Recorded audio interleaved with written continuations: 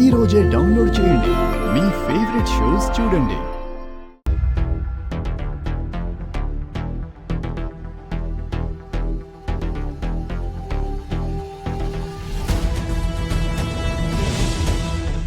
ఎవరు కావాలండి? మేము బసవరాజు గారి చుట్టాను అండి. వెళ్ళండి.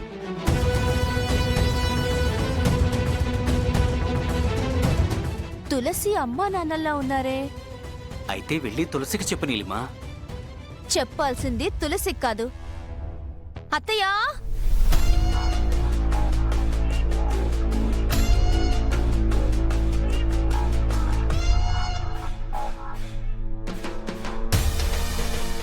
ఆగండి.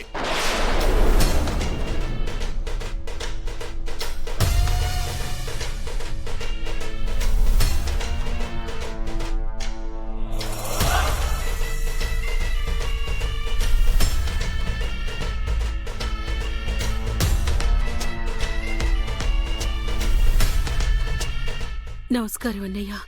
రై వాచ్మెన్, సార్, వీళ్ళని లోపలికి ఎందుకు రానిచ్చావురా? వాళ్ళు మీ బంధువులని చెప్పారు సార్, అందుకని. అడ్డమైన వాళ్ళు వచ్చి బంధువులమని చెప్తే పంపించేయడమేనా? బుద్ధి లేదా నీకో?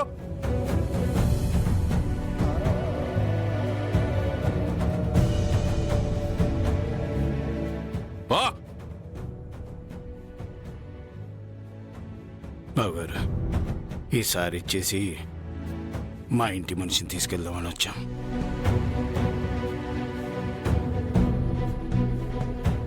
ఓహో, ఇంటి మనిషా? ఇంటి మనిషి అంటే మీ కూతురే కదా. వెంటనే తీసుకెళ్లిపోండి, దరిద్రం వదిలిపోతుంది. ఏ నీలిమా, ఇంకా చూస్తావేంటే? పొయ్యి ఆ దరిద్రాన్ని తీసుకురా, ఇంట్లో నుంచి వెళ్ళిపోతుంది.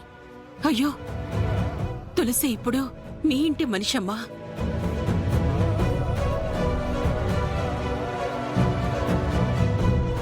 మా ఇంటి మనిషి అంటే కీర్తి.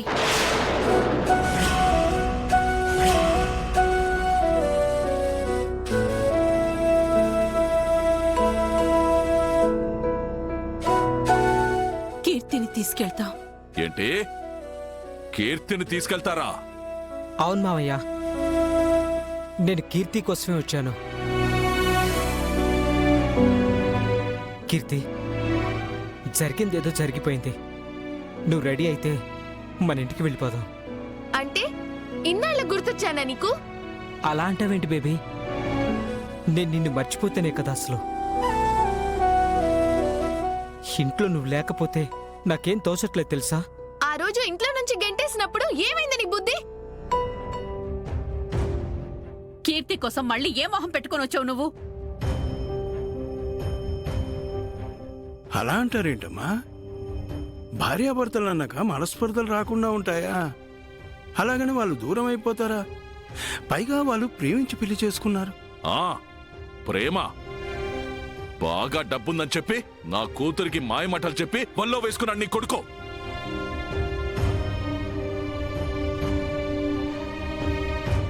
మళ్ళీ దానికి ప్రేమ అని పెద్ద పేరొకటి.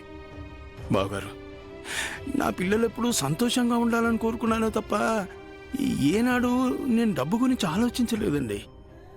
ఆహా, డబ్బు గురించి ఆలోచించకపోతే లోయర్ మిడిల్ క్లాస్ లో పుట్టిన నీ చిన్న కూతురికి అంత డబ్బున్నోడు ఎలా దొరికాడో?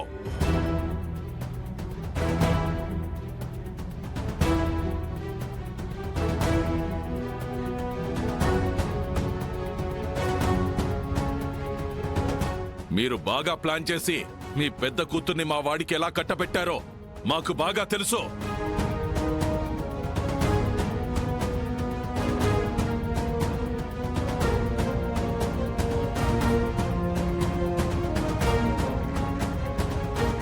ఎవడి దగ్గర డబ్బుంటే వాళ్ళకిచ్చి చెయ్యాలని పిల్లలు పుట్టగానే ప్లాన్ చేశారో లేక ఎదిగాక నేర్పించారో ఆ పైవాడికే తెలియాలి.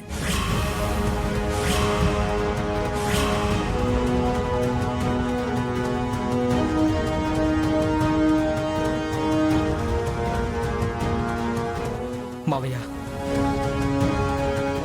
కీర్తిని నేను పంపించి తప్పు చేశాను. నన్ను క్షమించండి, నాకొక ఛాన్స్ ఇవ్వండి. తను నా గుండెల్లో పెట్టుకుని చూసుకుంటాను.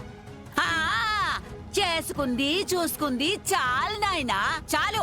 ఇక దయచేయి ఇక్కడి నుంచి.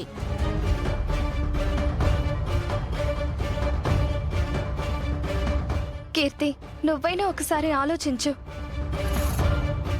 పాపం హరీష్ చాలా బాధపడుతున్నాడు. మీ ఆయన వల్లే కదా నన్ను పుట్టింటికి పంపించేశారు. ఇప్పుడు నువ్వు తీసుకెళ్ళడానికి వచ్చావా? అయినా మీరు వద్దనుకున్నప్పుడు గెంటేసి కావాలనుకున్నప్పుడు పిలిస్తే రావడానికి అదేమీ మీలాగా అతీగతి లేదనుకుంటున్నారా? నా కూతుర్ని ఇక్కడ మహారాణిలాగా చూసుకుంటాం.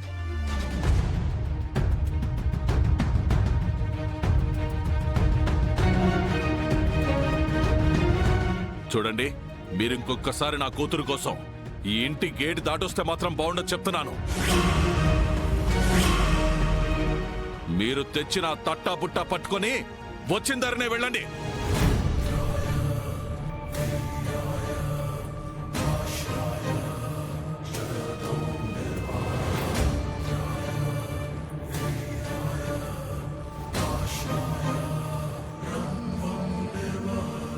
అన్నయ్య, కనీసం తులసికి సారైనా పెట్టి వెళ్తాం, కాదనకండి. అంటే తులసి వచ్చి ఇంట్లో అడుగు పెట్టగానే ఇది దానికి అత్తారిల్లు అయిపోయిందనుకుంటున్నారా మీరు? ముందు కూతుర్ని పంపించి తర్వాత సారెని పంపించి బంధం బలోపేతం చేద్దామనుకుంటున్నారేమో. అది జన్మలో జరగని పని. అయ్యో, అంత మాట అనకండి. తల్లిదండ్రులుగా ఇది మా బాధ్యత వదిన గారు. పెళ్లి ఎలాగో సంప్రదాయబద్ధంగా జరగలేదు. కనీసం మా కూతురికి సారైనా మా చేతులతో పెడదామనొచ్చాం. అంటే మీ దిక్కుమాలిన సారి పెడితే తప్ప మేం బతకలేమో అనుకుంటున్నావా? ఎంత మాట అనేసారమ్మా. మీ స్థాయి పరువు పరపతి ముందు మావి చిన్న జీవితాలమ్మా. ఏదో మాకున్న దాంట్లో సాంప్రదాయబద్ధంగా చేయాలనుకున్నాం. అమ్మా, మీకు చేతులెత్తి దండం పెడుతున్నాను. దయచేసి ఆ సారిని లోపల పెట్టనివ్వండి.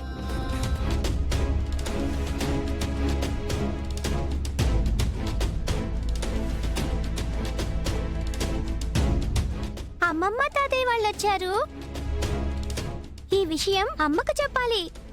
అమ్మా, మీ సారెలు చీరలు మాకేం అక్కర్లేదు. వెళ్ళండి ఇక్కడి నుంచి.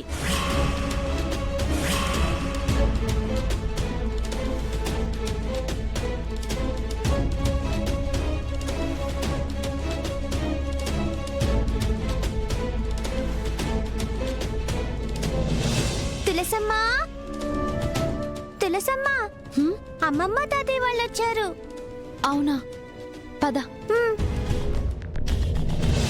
అమ్మా, ఈ తల్లి మనసు మీరైనా అర్థం చేసుకోండి. బిడ్డ కోసం తెచ్చిన సారిని వద్దనకండి, తీసుకోండి.